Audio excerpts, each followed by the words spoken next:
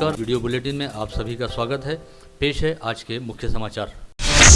अमरावती लोकसभा निर्वाचन क्षेत्र में विविध दलों के उम्मीदवारों द्वारा आदर्श आचार संहिता की धज्जियां धड़ल्ले से उड़ाई जाती रहने की बात चुनाव विभाग के एक खिड़की कक्ष से ली गई अनुमति की आंकड़ेवारी को देखते हुए दिखाई देती है। अब तक केवल भाजपा द्वारा दशहरा मैदान में उप मुख्यमंत्री देवेंद्र फडणवीस व पार्टी के प्रदेश अध्यक्ष चंद्रशेखर बावनकुले की भाजपा प्रत्याशी नवनीत राणा के नामांकन दाखिल करते समय हुई जनसभा की अनुमति लिए जाने की जानकारी दी गई है, जबकि सभी प्रमुख उम्मीदवारों ने नामांकन दाखिल करते समय विशालकाय जनसभाएं ली। इसके अलावा प्रचार कार्यालय की भी केवल 6 अनुमतियां ली गई हैं, जबकि अधिकांश प्रमुख उम्मीदवारों के प्रचार कार्यालय शहर सहित जिले भर में खुले हुए हैं। इसके अलावा रोजाना सुबह शाम पदयात्राएं भी निकाली जा रही हैं, लेकिन अब तक केवल 17 पदयात्राओं की ही परमिशन ली गई। यानी कुल मिलाकर प्रचार का काम धड़ल्ले के साथ चल रहा है और आचार संहिता की भी उसी धड़ल्ले के साथ धज्जियां उड़ाई जा रही है।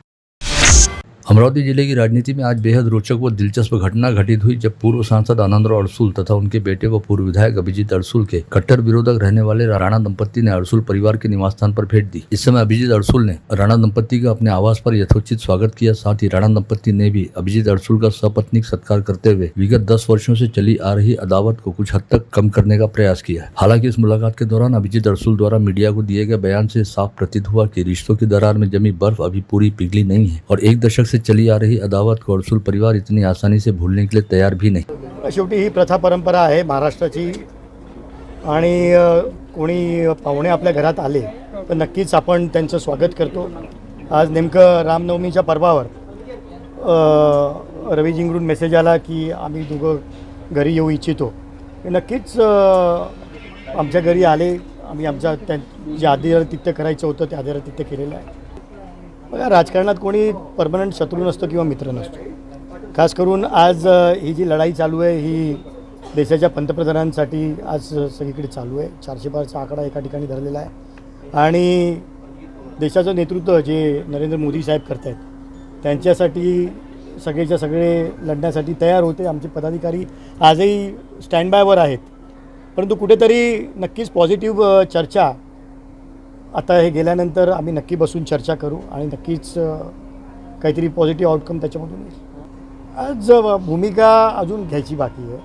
मी म्हटलं पॉझिटिव्ह नक्की आम्ही सर्व बघा कार्यकर्ते आमचे सगळे आतापर्यंत थांबले होते प्रचारासाठी, परंतु आता आम्ही सर्व पदाधिकारी सर्व जिल्ह्यातले महत्त्वाचे कार्यकर्ते पदाधिकारी आता आम्ही बसू, नक्की त्याच्यामध्ये ठरवू आणि नक्कीच पॉझिटिव्हली त्याच्यातून काहीतरी आउटकम येईल। प्रचार कोण करते नाही करते यापेक्षा महत्त्वाचं तुमची भूमिका काय आहे।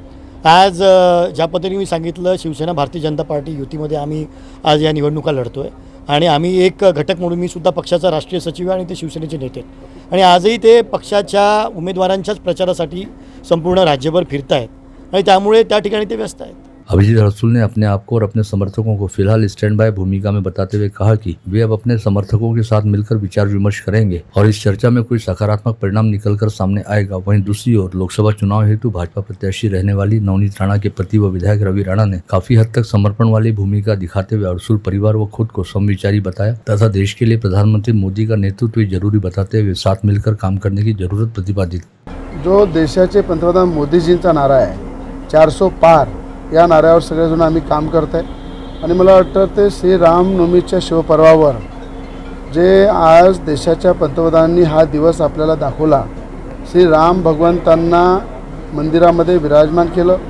आज पहिली रामनवमी आहे की अयोध्याला श्री राम भगवंताचं मंदिर झालं, राम भगवंत विराजमान झाले। त्यानंतर पहिली रामनवमी संपूर्ण देशामध्ये विश्वामध्ये ज्या धामधुमीने साजरी होत आहे आणि या शिवपर्वावर मी खऱ्या अर्थानं आनंदराव अडसूळ साहेबांचा आशीर्वाद घ्यायला आलेलो आहे। या ठिकाणी आमचे मित्र अभिजीत अडसूळ साहेब आहे आणि मला असं वाटतं की आम्ही सगळे एकत्र आहे आणि एकत्र मिळून देशाच्या पंतप्रधानांचा ताकद मजबूत करू आणि 400 पारच्या नाऱ्यावर काम करू। उधर दूसरी ओर इस समय मुंबई में मौजूद पूर्व सांसद आनंदराव अड़सुल ने यह कहते हुए अपनी भूमिका स्पष्ट कर दी कि जरूरत पड़ने पर वे राजनीति छोड़ देंगे, लेकिन किसी भी हाल में नवनीत राणा का प्रचार और समर्थन नहीं करेंगे। इसके साथ ही पूर्व सांसद आनंदराव अड़सुल ने नवनीत राणा द्वारा गत रोज दिए गए बयान को आड़े हाथ लेते हुए कहा कि यदि इस समय देश में मोदी की हवा नहीं है तो क्या सांसद नवनीत राणा व उनके पति रवि राणा की हवा चल रही है। आनंदराव अड़सुल ने यह भी कहा कि उनके मुताबिक राणा दंपत्ति में नैतिकता तो बिल्कुल भी नहीं है। साथ ही इन दिनों उनकी हरकतों को देखकर यह भी समझ में आ रहा है कि राणा दंपत्ति में अकल भी नहीं है।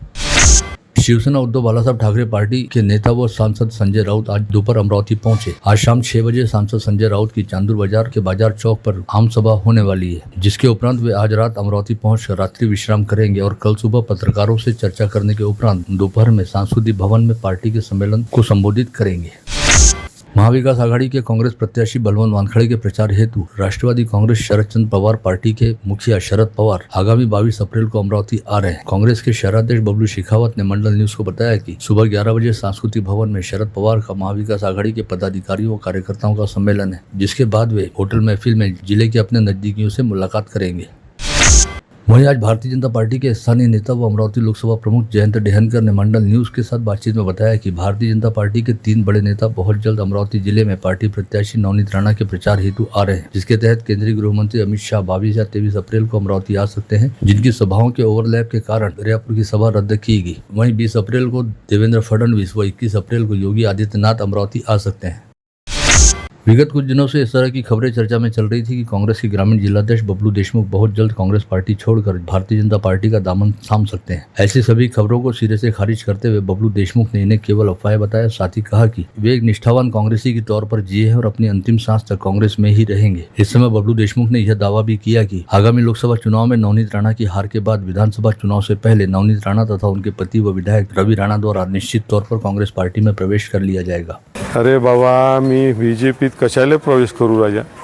कारण गेल्या कित्येक वर्षापासून मी काँग्रेसमध्ये सुरुवात केली आणि काँग्रेसमध्येच मरणार आहे। मी तर अशी अफवा ऐकून राहिलो की रवी राणा हे इलेक्शन नवनीत राणा पडल्याबरोबर काँग्रेसमध्ये येणार आहे।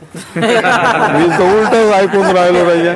हा, अमरावती लोकसभा क्षेत्र से रिपब्लिकन सेना के प्रत्याशी तथा डॉक्टर बाबा साहब अम्बेडकर के पौत्र आनंदराज अम्बेडकर के पक्ष में प्रचार करने के लिए वंचित बहुजन आघाड़ी के मुखिया प्रकाश अम्बेडकर की विशाल जनसभा का आयोजन आगामी शुक्रवार 19 अप्रैल को शाम 6 बजे साइंस कोर मैदान पर किया गया है। यह जानकारी यहां बुलाई गई पत्रवार्ता में रिपब्लिकन सेना के प्रदेश महासचिव युवराज घसवाड़ीकर द्वारा दी गई।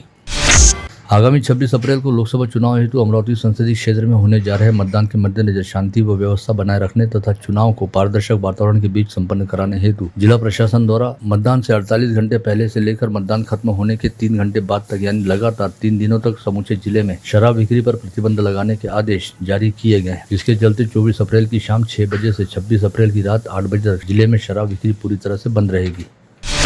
अमरावती लोकसभा निर्वाचन क्षेत्र में भाग्य आजमा रहे सभी 37 उम्मीदवारों के साथ आज से वीएसटी का दल चुनाव विभाग द्वारा तैनात किया गया है। यह दल उम्मीदवारों के प्रचार व सभा की वीडियोग्राफी कर रहा है। इस दल में एक वीएसटी अधिकारी, एक सहायक व एक पुलिस जवान सहित एक वीडियोग्राफर का समावेश है। अमरावती व वर्धा लोकसभा निर्वाचन क्षेत्र का मतदान आगामी 26 अप्रैल को होने जा रहा है, जिसके लिए चुनाव विभाग द्वारा तमाम तैयारियां पूरी कर ली गई हैं। बचत भवन से मतदान केंद्रों पर लगने वाली मतदान कंपार्टमेंट का आज वितरण किया गया। इसके तहत अमरावती व वर्धा निर्वाचन क्षेत्र में आने वाले जिले के 8 विधानसभा क्षेत्र के 2672 मतदान केंद्रों के लिए कुल 2945 मतदान कंपार्टमेंट वितरित किए गए। साथ ही इस समय कड़ी धूप रहने के कारण सभी मतदान केंद्रों के लिए मेडिकल किट का भी वितरण किया जा रहा है। लोकसभा चुनाव के लिए अमरावती जिले में 12,000 कर्मचारियों का दूसरा प्रशिक्षण सत्र शुरू हो चुका है। इस प्रशिक्षण सत्र के पहले दिन 279 व दूसरे दिन 146 ऐसे कुल 425 कर्मचारी गैर हाजिर रहे, जिनके नाम संबंधित एआरओ के मार्फत नोटिस जारी की जा रही है और उनसे खुलासा मांगा जा रहा है।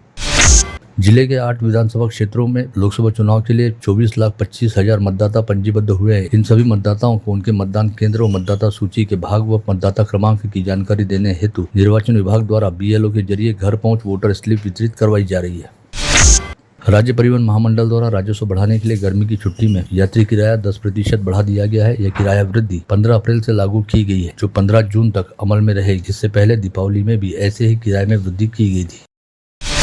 आज अमरावती शहर से जिले में चहु और भगवान श्री राम के जन्मोत्सव यानी रामनवमी पर्व का उल्लास सुबह से दिखाई दिया। सुबह से ही राम मंदिरों सहित सभी मंदिरों में राम जन्मोत्सव की धूम रही और जगह जगह भंडारा व महाप्रसाद का भी आयोजन किया गया। वहीं आज देर शाम विश्व हिंदू परिषद व बजरंग दल द्वारा शहर में रामनवमी के मौके पर भव्य शोभा यात्रा का आयोजन किया गया। बालाजी प्लॉट स्थित मैदान से निकली इस शोभा यात्रा में विभिन्न झांकियों का समावेश रहा। साथ ही इस शोभा यात्रा में डीजे, संदल और लेजिम पथक आदि को भी शामिल किया गया था। यह शोभा यात्रा शहर के विभिन्न चौक चौराहों से होकर गुजरी, जिसका शहर वासियों द्वारा उत्स्फूर्त स्वागत किया गया।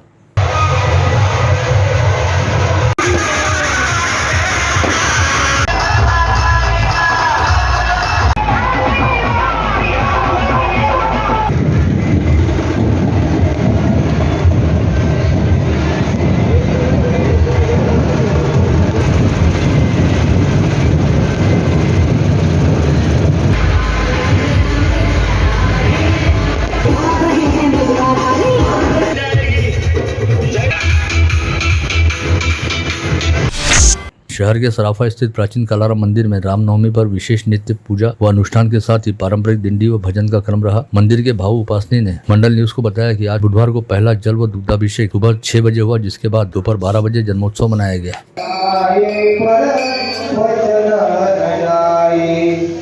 रघुकुलाची रीत आहे, आमचं वचन जाणार नाही अशी त्या रघुकुलाची रीत आहे।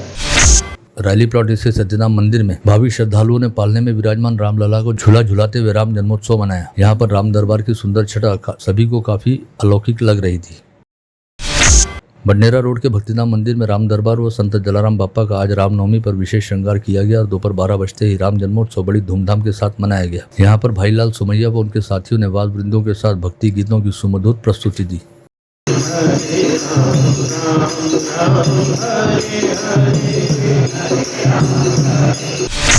शेगांव नाका परिसर स्थित राजेश्वरी नगर में अपने 7 वर्षीय बेटे के साथ रहने वाली 36 वर्षीय महिला के घर में घुसकर 3 अज्ञात नकाबपोश लोगों ने चाकू का धाक दिखाते हुए 7 वर्षीय बच्चे को करीब आधे घंटे तक चाकू की नोक पर रखने के साथ ही उसकी मां को जान से मार देने की धमकी दी और करीब 9 से 10 लाख रुपए मूल्य के सोने के आभूषण चुरा लिए। इस घटनाक्रम के चलते बुरी तरह से घबराई महिला काफी देर तक पुलिस में शिकायत देने के लिए भी तैयार नहीं हो पा रही थी, क्योंकि चोरों ने उसे जाते जाते धमकी दी थी कि यदि उसने पुलिस में शिकायत दर्ज कराई तो उसके बच्चे को उसके स्कूल से उठाकर अगवा कर लिया जाएगा और जान से मार दिया जाएगा। हालांकि बाद में अड़ोस पड़ोस में रहने वाले व्यक्ति द्वारा दी गई सूचना के आधार पर पुलिस ने मौके पर पहुंचकर जांच करनी शुरू की। पुलिस को पीड़िता महिला द्वारा दी गई जानकारी के मुताबिक 3 नकाबपोश आरोपियों में से 2 लोग एक दूसरे को सोहेल और वानखड़े नाम से संबोधित कर रहे थे तथा एक दूसरे के साथ आपस में हिंदी व मराठी भाषा में बात कर रहे थे।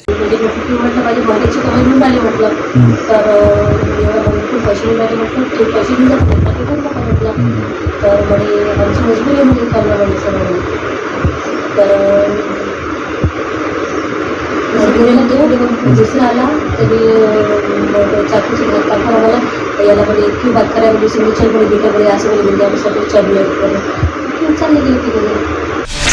इतवारा बाजार परिसर में रहने वाले खालिद नामक एडवोकेट के अराफात कॉलोनी स्थित प्लॉट पर उनके पड़ोस में रहने वाले व्यक्ति ने अतिक्रमण कर लिया था, जिसे हटाने हेतु आज सुबह खालिद जैसे ही अपने साथ मजदूर लेकर पहुंचे तो संबंधित व्यक्ति ने अपने रिश्तेदारों व साथीदारों के साथ मिलकर उन पर चाकू, पाइप और लठ से लैस होकर धावा बोला। इस समय मौके पर मौजूद कुछ लोगों ने बीच बचाव करते हुए जैसे तैसे खालिद को बचाया तो वे शिकायत दर्ज कराने हेतु नागपुरी गेट पुलिस थाने पहुंचे, जहाँ पर इस घटना की जानकारी मिलते ही वकीलों का अच्छा खासा जमघट लग गया था।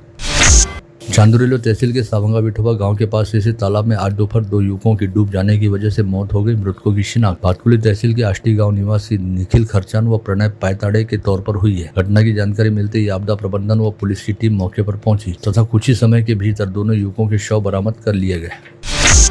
वरुड के निकट एकल विहीर गांव में एक मकान को गत रोज सुबह 11 बजे अचानक भीषण आग लगी। इसके चलते घर में खड़ी दुपहिया सहित घर में रखे गेहूं और कृषि साहित्य एवं सभी सामान जलकर राख हो गए। अमरावती शहर के 3 थाना क्षेत्रों से 4 बालिकाओं अगवा हो जाने का समाचार प्राप्त हुआ, जिससे अभिभावकों में अच्छी खासी सनसनी मची है। तीनों मामलों में पुलिस ने संबंधित थानों में अलग अलग अपराध दर्ज किए हैं। अपहरण की गई बच्चियों की उम्र 3 से 16 वर्ष के बीच बताई गई है। वरुड स्थित लोकेश ट्रेडर के संचालक लोकेश अग्रवाल से पुणे के 2 व्यापारियों ने गेहूं खरीदी में 20 लाख रुपए का फ्रॉड किया। इस मामले को लेकर अग्रवाल की शिकायत पर पुलिस ने 2 आरोपियों को धोखाधड़ी की धाराओं के तहत नामजद किया है। नामजद किए गए आरोपियों के नाम प्रकाश लड्ढा व धनराज खेड़ेकर बताए गए। सिरसा से कुर्रा मार्ग पर मंगलवार 16 अप्रैल को गोवंश की ढुलाई करने वाले वाहन चालक ने अपनी गाड़ी तेज रफ्तार से चलाते हुए पुलिस के वाहन को जोरदार टक्कर मारी। इस घटना में पुलिस के 2 जवान घायल हुए। करजगांव के रामनगर परिसर में पंकज लोखंडे के खेत के कुएं से एक युवक का शव बरामद हुआ, जिसकी शिनाख्त करजगांव के लोखंडीपुरा निवासी उज्जवल पाटिल के तौर पर की गई है। कुख्यात सेंधमार के रूप में पुलिस रिकॉर्ड में दर्ज पुसद के रैंडो को यवतमाल पुलिस ने दबोचा। अमरावती से इस कुख्यात सेंधमार को यवतमाल पुलिस दबोच कर अपने साथ लेकर गई है। अकोला जिले की अकोट तहसील में आने वाले औरंगाबाद खेत शिवार के निकट गाज गिरने से 10 वर्षीय बच्चे की मौत हो गई, जिसका नाम अरहम बेग इकबाल बेग बताया गया है। यह बच्चा खेत में नींबू चुनने के लिए गया हुआ। अमरावती जिला मध्यवर्ती सहकारी बैंक के संचालक रविंद्र उर्फ बाबूजी गायगोले के 29 वर्षीय बेटे दिग्विजय गायगोले का दिग्रस में हुई सड़क दुर्घटना में निधन हो गया। दिग्विजय गायगोले की अंतिम यात्रा समर्थ कॉलोनी स्थित निवास स्थान से आज दोपहर 12:30 बजे निकाली गई, जिसमें बड़ी संख्या में सहकार क्षेत्र के गणमान्य उपस्थित हुए थे। रामनवमी पर लगाए गए बंदोबस्त के दौरान राजापेट पुलिस ने गोपालनगर परिसर में रहने वाले सुनील सोनोने नामक व्यक्ति को तेज धारदार चाकू हाथ में लेकर घूमते गिरफ्तार किया। पंचनामे की कार्रवाई के बाद चाकू को जब्त करने के साथ पुलिस ने धारदार हथियार लेकर घूम रहे सुनील सोनोने को अपनी हिरासत में लिया। तिवसा शहर के शिक्षक कॉलोनी में किराए का कमरा लेकर गांजा बिक्री का व्यवसाय करने वाले राहुल उर्फ चिंटी तड़स को ग्रामीण अपराध शाखा पुलिस के दल ने अपनी हिरासत में लिया। इस आरोपी के पास से 4,000 रुपए मूल्य का गांजा जब्त किया गया है।